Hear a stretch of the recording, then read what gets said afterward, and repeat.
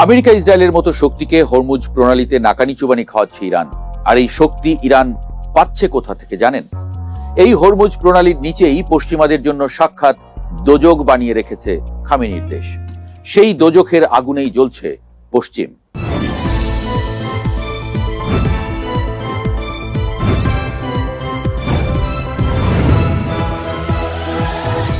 পৃথিবীতে কিছু জায়গা আছে যার সৌন্দর্যই হয়তো তার জন্য কাল হয়ে দাঁড়ায়।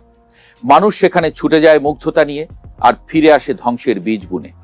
ইরানের কেশম দ্বীপের গল্পটাও অনেকটা তেমন। এক সময় দূর দূরান্ত থেকে মানুষ এই দ্বীপে আসতো নীল জল, পান্না সবুজ বন আর অদ্ভুত সব পাথরের খাঁজ দেখতে। কিন্তু এখন আর সেখানে পর্যটকদের ক্যামেরার ফ্ল্যাশ জ্বলতে দেখা যায় না। তার বদলে দ্বীপের মাটির অনেক গভীরে নীরবে প্রস্তুত হচ্ছে ভয়ঙ্কর সব মারণাস্ত্র।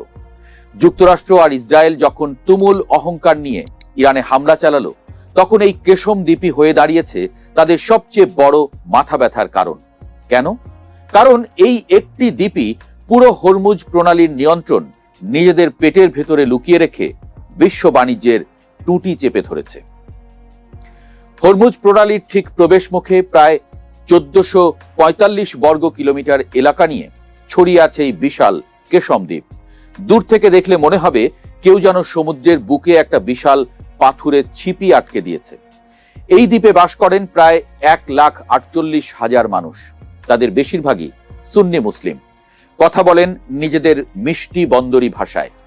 সমুদ্র ঘিরেই তাদের বেঁচে থাকা, সমুদ্রই তাদের অন্নদাতা। এখানকার মানুষদের একটা অদ্ভুত সুন্দর উৎসব আছে। প্রতি বছর নওরোজ সায়েদি বা জেলেদের নববর্ষের দিনে তারা কেউ সাগরে জাল ফেলেন না। দিনটি তারা পালন করেন কেবল সমুদ্রের প্রতি কৃতজ্ঞতা জানাতে, যেন সাগর তার বুকে থাকা মাছ আর সম্পদ দিয়ে তাদের সারা বছর বাঁচিয়ে রাখে। মানুষগুলো সাদাসিধে, তাদের চাওয়া পাওয়াগুলো খুব ছোট।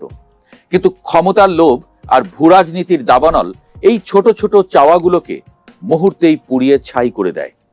এই সাদাসিধে মানুষগুলোর পায়ের নিচেই এখন লুকিয়ে আছে 21 শতকের সবচেয়ে ভয়ঙ্কর এক মারণাস্ত্রের ভান্ডার। যুদ্ধ যখন শুরু হয় তখন সাধারণ মানুষের জীবন কিভাবে থমকে যায়, কেশম তার এক করুণ উদাহরণ। অপারেশন এপিক ফিউরি শুরুর ঠিক এক সপ্তাহের মাথায় গত 7ই মার্চ মার্কিন যুদ্ধ বিমান আঘাত হানে দ্বীপটির একটি অত্যন্ত গুরুত্বপূর্ণ পানি শোধনাগারে। চারদিকে নোনা জলের সমুদ্র, অথচ খাওয়ার পানির জন্য মানুষের হাহাকার।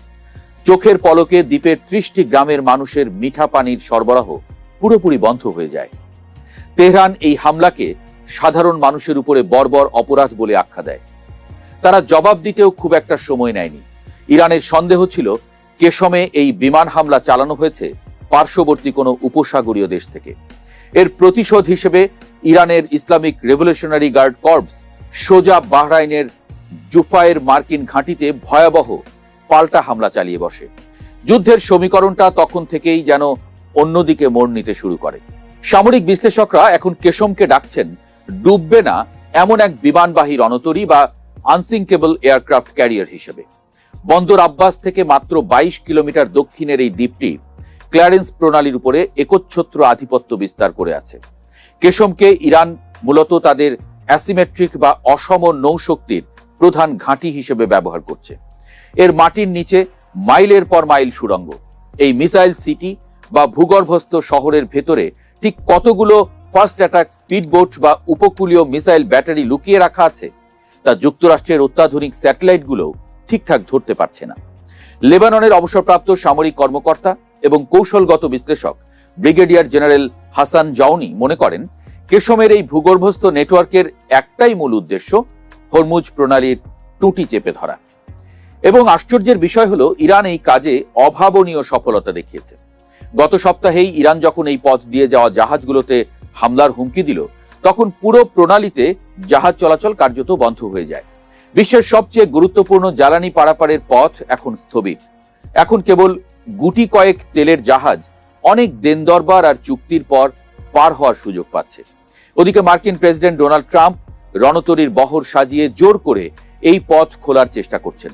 কিন্তু কেশমের ভৌগোলিক অবস্থান আর মাটির নিচের এই দুর্গ ভেদ করা যে কতটা কঠিন তা পেন্টাগনের কর্তারা খুব ভালো করেই জানেন। কেশমের এই কৌশলগত গুরুত্ব মোটেও নতুন কিছু নয়। আরবরা একে ডাকত জাজিরা আল তাউইলা বা লম্বা দ্বীপ নামে। প্রাচীন গ্রিক অভিযাত্রী নিয়ারকাস এর নাম দিয়েছিলেন ওয়ারাক্টা। তার বর্ণনায় এখানে নাকি পাওয়া গিয়েছিল কিংবদন্তি ইরিথ্রাসের সমাধি। নবম শতাব্দীতে ইসলামিক ভূগোলবিদরা একে ডাকতেন আবর কাওয়ান নামে। এই দ্বীপের ভৌগোলিক অবস্থান এতটাই গুরুত্বপূর্ণ ছিল যে 1301 সালে তাতারদের নির্মম হামলা থেকে বাঁচতে হরমুজের শাসকরা তাদের পুরো রাজদরবার এই দ্বীপে নিয়ে এসেছিলেন। শুষ্ক গালফ অঞ্চলে এই দ্বীপটি একসময় পানির পাত্র হিসেবে কাজ করত। 1552 সালে অটোমান সেনাপতি পিরি রেইস এখানে হামলা চালিয়ে যে বিপুল ধন সম্পদ লুট করেছিলেন তাকে তৎকালীন সময়ের সবচেয়ে বড় লুটপাটের ঘটনা বলা হয়। পর্তুগিজরা 1621 সালে এখানে এক বিশাল পাথরের দুর্গ বানিয়েছিল নিজেদের আধিপত্য ধরে রাখতে। তবে পরের বছরই পারস্য আর ইংরেজদের যৌথ বাহিনী তাদের সেখান থেকে তাড়িয়ে দেয়। সেই রক্তক্ষয়ী যুদ্ধে প্রাণ হারিয়েছিলেন বিখ্যাত ব্রিটিশ নাবিক উইলিয়াম ব্যাফিন। এমনকি ব্রিটিশরাও 19 শতাব্দীতে এখানে নৌঘাঁটি বানিয়েছিল, যা 1935 সাল পর্যন্ত টিকে ছিল। পরে তৎকালীন ইরানের শাহ রেজা পাহলভির চাপে তারা এই দ্বীপ ছাড়তে বাধ্য হয়। এত যুদ্ধ, এত রক্তপাত আর এত ক্ষমতার পালাবদলের মাঝেও কেশম তার নিজস্ব এক অদ্ভুত মায়াবী রূপ ধরে রেখেছিল। 2006 সালে এই দ্বীপটি পুরো মধ্যপ্রাচ্যের প্রথম ইউনেস্কো স্বীকৃতি জিও পার্ক হওয়ার সম্মান লাভ করে। দ্বীপের এক পাশে রয়েছে বিশাল হারা ম্যানগ্রোভ বন, যা পরিযায়ী পাখিদের জন্য এক নিরাপদ আশ্রয়স্থল। এর ভূপ্রকৃতি যেন কল্পকাহিনীর পাতা থেকে উঠে আসা। এখানকার ভ্যালি অব স্টার্স বা তারার উপত্যকা দেখলে মনে হবে ভিন গ্রহের কোনো জায়গা। হাজার হাজার বছরের বায়ু আর জলের ক্ষয়ে তৈরি হওয়া এই উপত্যকা নিয়ে স্থানীয়দের বিশ্বাস, আকাশ থেকে একটি বিশাল তারা খসে পড়ে মাটি ফাটিয়ে এই অদ্ভুত সুন্দর জায়গাটি তৈরি করেছিল। রয়েছে নামাকদান সল্ট কেভ বা লবণের গুহা, যা প্রায় 6 কিলোমিটার দীর্ঘ।